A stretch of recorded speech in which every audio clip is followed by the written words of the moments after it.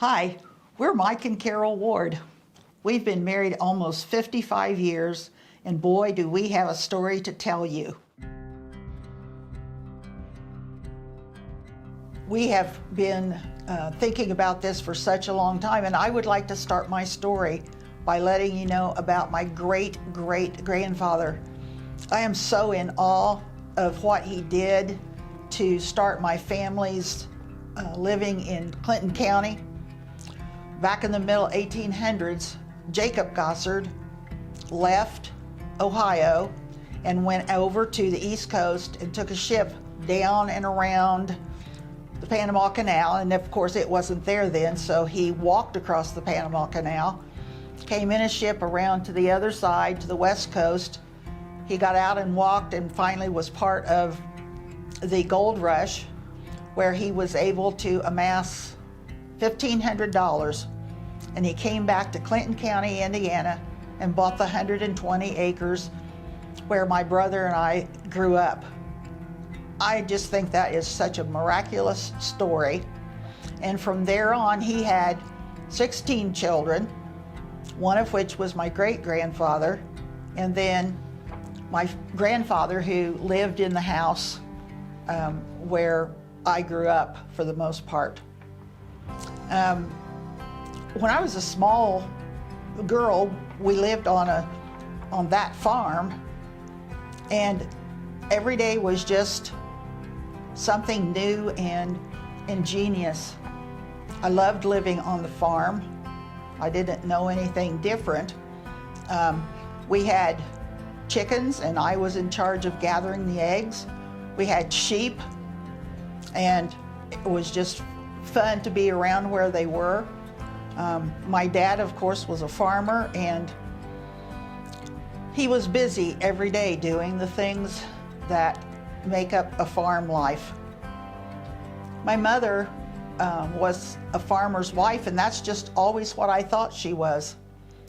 One of the things that I wish is that I would have become more cognizant of what this family life was going to mean to me that I am thinking about now. When I was young, I just thought, hey, this is the way life is, and everybody lives this way.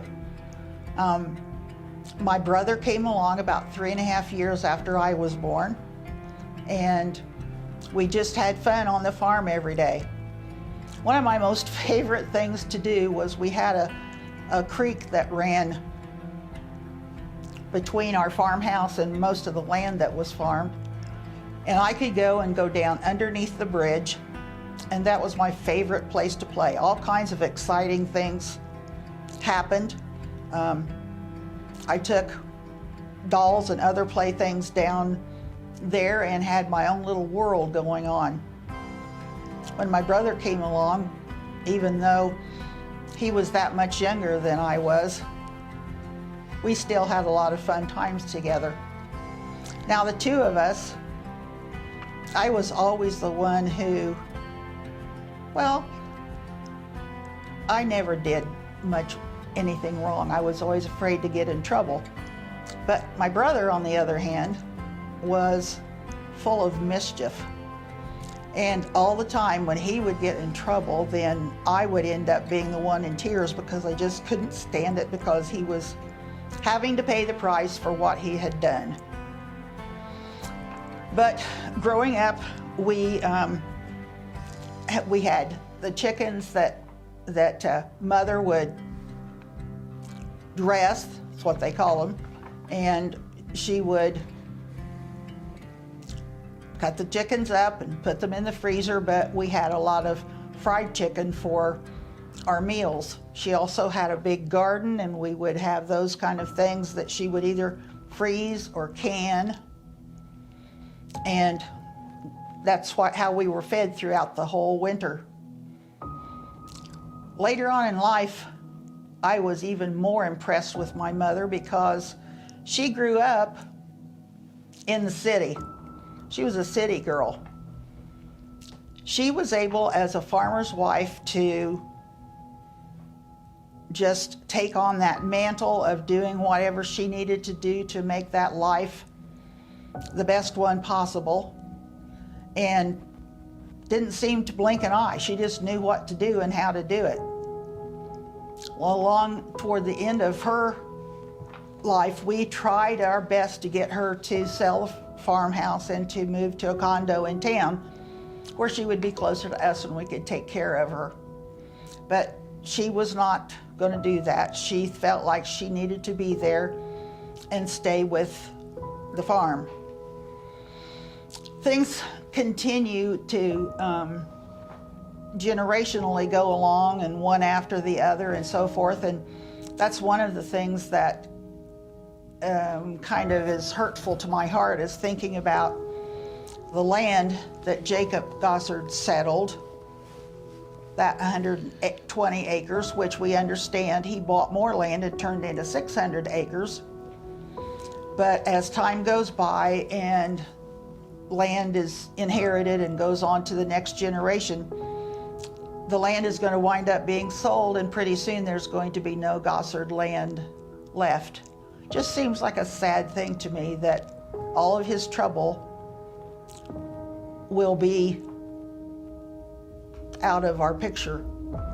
I talked to my aunt about that just yesterday, and she said, yes, but you have to remember all of the good times and all of the good things that have come from what he did, all of the families that we have raised, and all of the good times that we have had.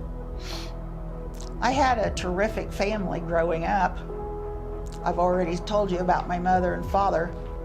At that time, my grandmother and grandfather just lived down the road, and we had a very good relationship with them. It was just part of the family. We could walk the mile that it took between our homes, and my brother and I did that from time to time. My grandmother was the farm wife that you would think of. I can always remember her standing at the kitchen sink, peeling potatoes, doing whatever it took to make the meals and keeping the house up. She had 3 children, my dad and his brother and sister, who were 2 years apart. And then it was about 14 years, and they had a little surprise along the way. That would be my Aunt Janice. She and I were more like sisters than an aunt and her niece, and we spent a lot of hours together on the farm, riding bicycles and doing things together. After some time passed, she, of course, went off to college and so forth, and so we kind of grew apart a little bit. But it's been beautiful because in the last few years, especially since Mother passed away, Aunt Janice has been there for me and been that strong person that I can go to whenever I need to tell somebody something, I guess. My school years were spent at Circleville School.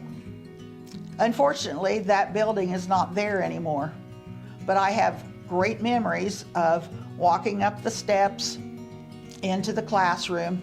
When you went up the steps, the first level you came to was just that. It was a level. You could either go up or you could go down. I was very shy, and even though I was a really, really good student, I didn't want anybody to think that I was any smarter than any of the rest of them. So I can remember being in Miss Smith's second grade classroom, and we would be in a reading circle, and I would, on purpose, miss some of the words because that's what my friends did. I also can remember Miss Huffer in the 4th grade, and when she asked about, did anybody know their multiplication tables, I can remember standing up and saying, hey, I can do my table of 5s. She didn't know that I had my hands behind my back counting 5, 10, 15, 20, 25 to figure out the right answer. When I was in the 5th grade, I got to go upstairs with the big kids, and we had lots of good memories from up there. One of my most favorite memories is when I was in the 8th grade, I had to get glasses. And I hated them. And I can't tell you how many times I could hear my dad come clumping up those stairs, and I knew that it was him, and he had those glasses in his hand, and he made sure that I put them back on so that I could see them for the rest of the time. When we finished my 8th grade year, a wonderful, exciting life came about because we consolidated schools. I think there were either 5 or 6 schools that went together, and we all of a sudden had Clinton Central. Great big school from what we had had other little schools. The kids that had gotten together, we had 6 really good friends at Circleville. But when we went to Clinton Central, the kids from each area all got together, and we had a group of 17 girls that were best friends. We did everything together. When the New Year's Eve of the first year of our being at Clinton Central came, we wanted to have a New Year's Eve party. Well, the only house that was big enough to house 17 girls was the Gossard homestead. So we had the New Year's Eve party there and had such a great time that they wanted to do it again the next year. So we did that, and by the time we got to be seniors, well, we all had boyfriends then, so we wanted the boyfriends to come too. And I can remember my dad going through the house, following the boys around as they would turn the lights off. My dad would turn the lights right back on and tell them that's the way it was going to be. Mom and Dad were always involved in all of our activities. I was in the band, loved being in the band, and Mr. Wayne Scott, our band director, was just such a cute little guy, and we liked him so much. And so we would play the instruments at the basketball games and the football games and marching parades. And my brother was an athlete, so he played basketball. When we graduated from Clinton Central, that was just about the time when, well, I think that's going to come in another section, because when I met my good buddy over here, it was really an interesting and exciting time that we're going to tell you about. So I guess I'll leave that for later. I was born August 2nd, 1946, in a small town called Kirkland, Indiana. The town had about 800 people in it. Everyone knew everybody else in town. And growing up, it was almost like Mayberry. You know, parents would, if you were doing something that you shouldn't be doing, other parents would tell you that you shouldn't be doing that. And sometimes they'd grab you if you were swearing or something. They might grab you and say, hey, we don't talk like that here. But anyway, it was a great experience. We'd get on our bikes in the morning and ride bikes all day long. And then if we wanted to play whatever sport was in season, we would play basketball, baseball, football.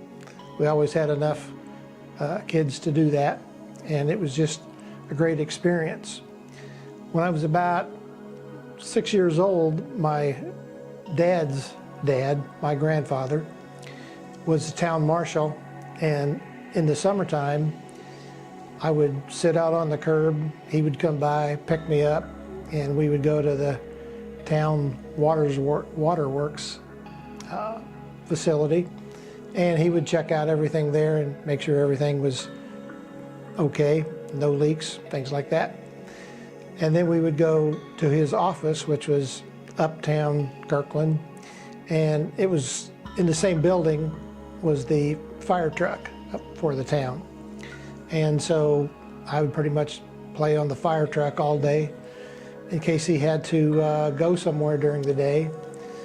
The library was right next door, and the woman's name was Mary Reinhardt, who was the librarian, and she was good friends with my parents.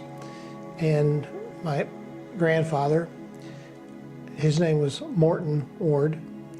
He would just take me to the door and yell at Mary, and he would just say, "Hey, Mike's here," and then he would take off, and I would read books or whatever at the library until he got back. When I got a little older in junior high school, I started playing football because Kirkland was a little football town, and it was a very small town, probably one of the smallest towns in the state that had a football team. And so that's where I started my love of football. Some things about my life during those days: I had a dog named Butch, and he was my buddy for a long time. And then I had two sisters, Suzanne and Barbara. Suzanne is 3 years older than me, but Barbara she was born in 1931, so she was 15 years older than me. My parents had to go to Detroit during the Depression. I had an uncle who was a crane operator, and he was working on the Fisher Body plant in Pontiac, Michigan, and they were building the new the Pontiac plant, and he was a crane operator, and he called my dad and told him he better get up there if he needed work, because they were hiring people to build the forms for the Fisher Body plant. So, and that's where my oldest sister was born. And then my sister Suzanne is 3 years older, and my parents at that time had to go to Charleston, Indiana, because the war was going on, Second World War. My dad was too old to be in the military, and so he was the maintenance man at the Crane Ammunition Depot. So, and that was where my sister Suzanne was born, in Charleston. And then they came back to Kirkland when things got better after the war. And as I said before, I was born in 1946. A little bit about my schooling: I went to Clinton Central High School. It was the first year for Clinton Central High School was 1959, and I played football all through high school, played baseball. I was a shot putter in track team, so I was pretty busy in high school. Then I went to Ball State University, and I played football there and lacrosse. And I enjoyed my college years as much as I did my high school years. I just have to tell my family and friends about, it was probably the most exciting thing that happened to me during my whole lifetime.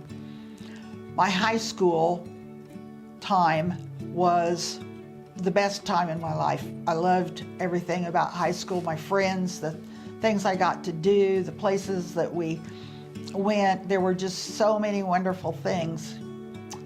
And when I was a senior in high school, I was with my friends, but one day I happened to be in my speech class, and a very good friend of mine came to the door with this drop-dead gorgeous student at Clinton Central, and her question to him was, "There are 3 girls over there that don't have dates to the prom. Which one do you want to take?" Now, all of this that we've been telling you and what a wonderful life has come to us could have all been down the tubes if he had chosen someone else. I have asked him many times over the years, "Why did you pick me instead of one of those other girls?" Well, I don't know if we've ever gotten the right answer or not, but we'll just have to leave it at that. But I'll bet not many of you can say that you met your spouse on a blind date for your senior prom. So now I can go ahead just a little bit and tell you from there, I went to Purdue.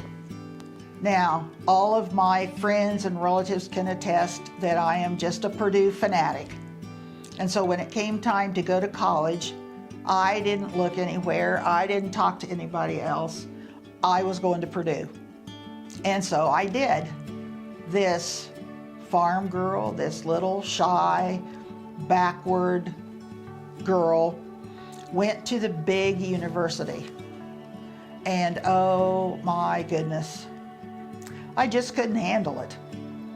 And so my mother, I loved her to death, and bless her heart, she said, I'm going to come over there and stay with you to get you through the first semester. That she did. From there, I went to, it was called Indiana Central then, and I loved it there. It was almost like a high school, but with just a few more kids. We did all kinds of things together, and I finished up my sophomore year there. But as a young woman, smitten and in love, I just had to be with that guy of mine. So I transferred and finished out my teaching degree, or my teaching in Ball State. And it was the best place to be because they had an excellent program to train teachers. When I graduated from Ball State, Mike had a few classes that he needed to take, so we stayed in Muncie for a year, and I taught at an elementary school called Eugene Field. It was a good experience. It was something that I learned, that was where I learned that not everybody grows up in a family like mine. I got to witness kids who, had other experiences with their lives and so forth, but it was a good experience teaching there. Now, I would like for Mike to tell you about how he got along in college and the things that he did while he was there.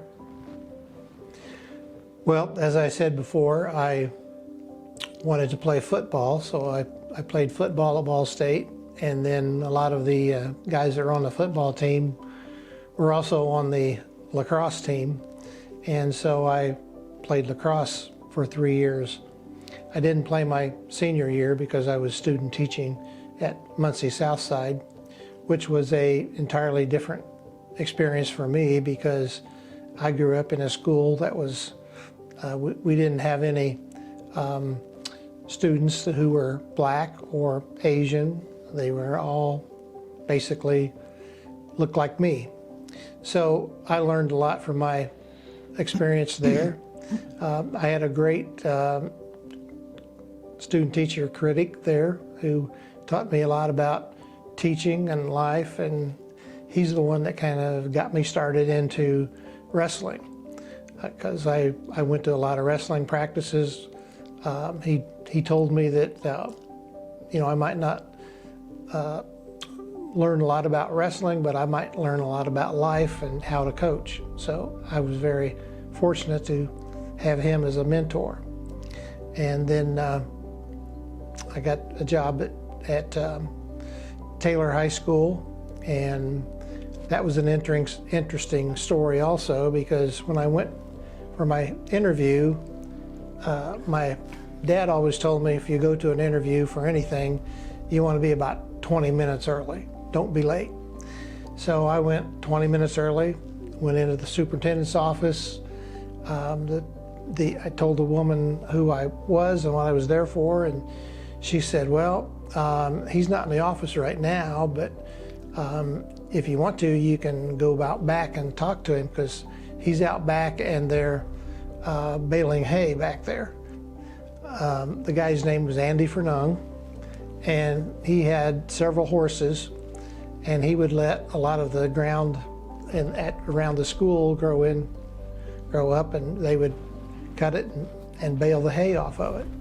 So my interview there at Taylor was basically sitting on the back of a hay wagon. A lot of people don't believe me that that happened, but that's the way it was. And but Andy Fernung was a great guy. I learned a lot from him, and I'm very fortunate that I had those people in my life. I also want to mention probably my best mentor I had was Ken Freeman, who was the football coach, and he and I still communicate. He lives in Tennessee, but and he happens to be married to Louise, and she was one of our schoolmates at Clinton Central when we were high school.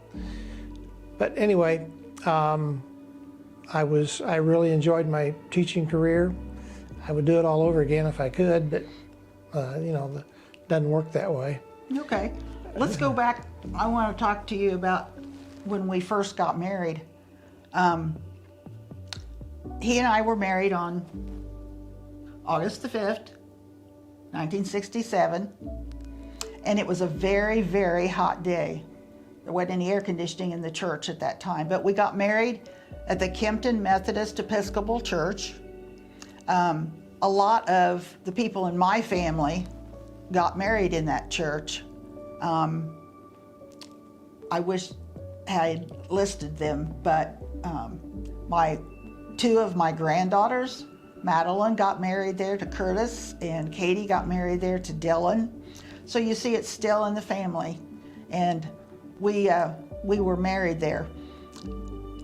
Something that has really made a difference to us is the fact that we got married there, and now some 55 years later, our daughter, Melissa, is the pastor there. My mother and dad, I know that where they are now, they are celebrating, being joyful, and just so excited to know that their granddaughter is pastoring the church where they went for all this time. So we got married, and we came, and as he said, we got jobs at Taylor. He was in the high school, I was in the elementary school. I taught first grade for quite a while, for 27 years, and enjoyed it immensely. Along with him, we both were supposed to be in education. It was a good life. Along the way, we did adopt our daughter, Melissa, and then we adopted Brian, and then, according to the doctor, we were not supposed to have happen, but in 1984, we had David come along, and we have been blessed with our children along those lines. And from there, we have grandchildren that have come to be. We have Rebecca and Madeline and Katie and Elena, and Madeline and Curtis have done something so very special, because while we were young enough to feel good and able to enjoy, we've got little Miss O, and she is just as precious as can be.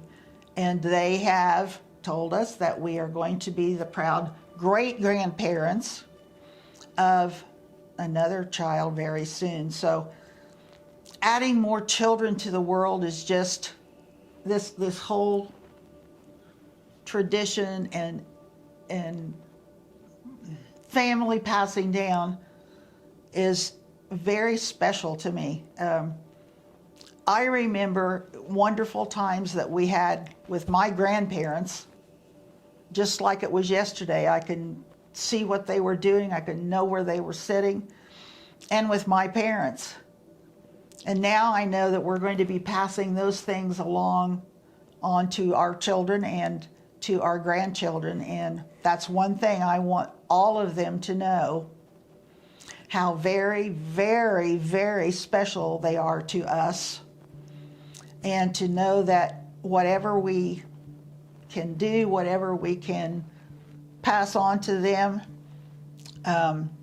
We know that being a God-fearing family, to know that we are believers and can pass that on to our children is something that's very special. And we know at this point, that's what's in this life for all of us. And so, you know, one of these days, we're getting to the point where we're going to be on that line where we're going to go to our heavenly home and reunite with those that have gone on before and leave that continuation of the tradition to those that are coming along after us. And so it's just a very, very special thing that we're thinking about. One of the things that I have thought about is something that I would really, really like to do before we leave this earth is I sure would like to have another shot at seeing the ocean from the view of Siesta Key. So I'm looking forward to keeping healthy enough that I'm going to do that. What do you have on your bucket list left to do?